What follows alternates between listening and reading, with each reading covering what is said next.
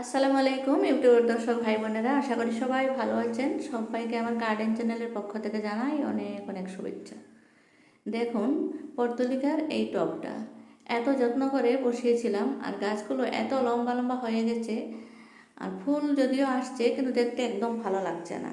তাই আজকে আমি কি করব, এই গাছটাকে একদম কাটাই ছাঁটাই করে দেব, একদম ছোটো ছোটো করে দেব। ফুলের গাছগুলো যদি একটু খাটো খাটো থাকে তাহলে ফুল ধরলে কিন্তু বেশ ভালো লাগে, কিন্তু এভাবে দেখা যাচ্ছে একদম আবর্জনার মতন, দেখতে মোটেই ভালো লাগছে না। তাই আমি গাছটাকে প্রত্যেকটা ফুলের গাছগুলোকে আমি কাটবো, কাটিং করে দেব, কাটে একদম ছোটো ছোটো সাইজের করে দেব। তারপরে হচ্ছে গাছকে কিছু খাদ্য দিতে হবে, গাছের গ্রোথটা সেই ভালো নয়, বেশি ভালো লাগছে না দেখতে। এই দেখুন আমি কি দিচ্ছি, এগুলো হচ্ছে চায়ের পাতা। চায়ের পাতাতে রয়েছে প্রচুর পরিমাণ নাইট্রোজেন। নাইট্রোজেন দিলে গাছগুলোর চেহারা খুব সুন্দর হয়, সতেজ হবে, একদম সবুজ সবুজ হবে। তারপরে আমি দিয়ে দিলাম কিছু মাটি। মাটি একটু কম আছে টবটাতে, চা পাতা দিয়ে একটু মাটি দিয়ে তারপরে আবারও খুব ভালো করে ফুলের গাছগুলোকে কাটিং করে দেবো। এই পর্তুলিকা গাছগুলো কিন্তু খুব বেশি ঘন হয়ে যায়, আর খুব বেশি ঘন হয়ে গেলে ডালগুলো খুব লম্বা লম্বা হয়ে যায়, তখন বেশি ভালো লাগে না। খাটো খাটো থাকলে ফুল যখন ঘনভাবে ধরে তখন বেশ ভালো লাগে। আর এই গাছটা কিন্তু রোদ খুব ভালোবাসে। আপনারা যখন এই গাছটাকে রাখবেন পটে, তখন রোদ্রের মধ্যেই কিন্তু রাখবেন, না হলে ফুল বেশি দেখতে পাবেন না। আর গাছে যাতে জল কখনো জমা থাকে না, তাই ড্রেন হোলটা খুব ভালো করে দেখে নেবেন। এই গাছের নিচে জল জমা থাকলে, একদম চিপচিপে একটা ভাব থাকলে এক ধরনের পোকা হয়ে যায়। এটাকে খুব ভালো করে কাটিং করে রেখে দিলাম রৌদ্রের মধ্যে। তারপরে নিয়ে নিয়েছি আরেকটা টব। এখানে আমি ছোটো ছোটো করে ওই যে কাটিংগুলো কেটে ফেলেছি ওগুলোর থেকে ছোটো ছোটো করে কাটিং এখানে বসিয়ে দিয়েছি, একদম ছোটো ছোটো করে দিয়েছি, যাতে করে গাছগুলো একদম ছোটো থাকতেই ফুল আসে, দেখতে খুব ভালো লাগে। অতবি হবো ওইলে তোর হাফ প্যান্ট পিন্ধাই থাকে, ঘুমে থাকে, এই যদি অবস্থায় বাইরে পর্তুলিকা গাছটা ভালোবাসেন ইয়েরা ওই তাহলে মিনিরা সব বাইরে আমার চ্যানেলে আসবেন। আমার চ্যানেলে পর্তুলিকা সম্বন্ধে অনেক ভিডিও আছে, টিপস আছে অনেক। দেখুন, তারপরে নিলাম আরও দুটো টব। এই দুটোকে আমি রোদ্র থেকে নিয়ে এসেছি ছায়ার মধ্যে, এই দুটো একটু যত্ন করব। এত ঘাস হয়েছে দেখুন, খুব বেশি ঘাস হয়েছে, বড় বড় ঘাস হয়েছে।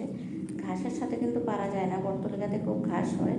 আর ঘাসগুলো পরিষ্কার করে না দিলে গাছ তো ভালো হবেই না, ফুলও কম হবে। তাই দেখছি দুটো পটে ফুল অনেক কমে গেছে।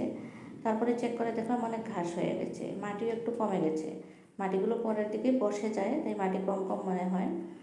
এখন কি করব, ঘাসগুলো পরিষ্কার করে দিয়ে এই দুটোকেও ফুলের দিকে না তাকিয়ে আমি কাটিং করে দেব, ফুল সহ কাট করে দেব একদম সমস্তগুলো। দেখুন, খুব ভালো করে পরিষ্কার করে নিলাম, ঘাস একটা ঘাসও নাই। তারপরে কেচে নিয়ে একদম মাথার চুল কাটার মতন সবগুলোকে কেটে দিচ্ছি, ফুল সহ কাটিং করে দিচ্ছি। তারপরের দিকে গাছ বেশি ভালো হবে। এভাবে করে যত্ন নিলে পর্তুলিকা গাছে আপনাদের বাগানেও অনেক অনেক ফুল পাবেন। ফুলটা আমি খুব ভালোবাসি, আর অনেকগুলো টবে অনেকভাবে আমি হ্যাঙ্গিংও লাগিয়েছি, টবে লাগিয়েছি। এই ফুলের মোট 5টা কালার আছে আমার কাছে, অনেকে আমার কাছ থেকে নিয়েছেন। কালারগুলো বেশ সুন্দর সুন্দর। দেখুন, কাটিং করে দিলাম, সমস্ত ফুলগুলো আমি ফেলে দিলাম। দেখতে খুবই ভালো লাগছে ফুল কাটতে, কিন্তু উপায় নেই, ফুল কাটতেই হবে। ফুল না কাটলে গাছের চেহারাটা ভালো লাগছে না, ফুল ধরাটাও কমে গেছে। একদম পুরোপুরি কাটিং করে দিয়ে এটাতে আমি কিছু মাটি দিয়ে দিলাম। মাটি একটু কম কম দেখা যাচ্ছে, তো তাই মাটি দিয়ে দিলাম। বন্ধুরা, আপনারা যদি বাগান করে ভালোবাসেন তাহলে অতি অবশ্যই আমার চ্যানেলটাকে সাবস্ক্রাইব করে দিয়ে আমার সাথে থাকবেন। ভিডিও পছন্দ হলে অবশ্যই অবশ্যই একটা করে লাইক দিয়ে যাবেন। দেখুন, একটা ঘাস পরিষ্কার করে আরেকটাকে ধরছি। এভাবে করে আমার যত টব ছিল সমস্ত টবগুলোকে আজকে পরিষ্কার করে দিয়ে পর্তুলিকার গাছগুলোকে কাটিং করে দিয়ে তারপরে কোনোটাতে মাটি দিয়েছি, কোনোটাতে গোবরের সার দিয়েছি। এইভাবে সবগুলোর একটু যত্ন নিলাম। এইভাবে করে যত্ন নিলে আপনাদের পর্তুলিকা গাছেও অনেক অনেক ফুল পাবেন।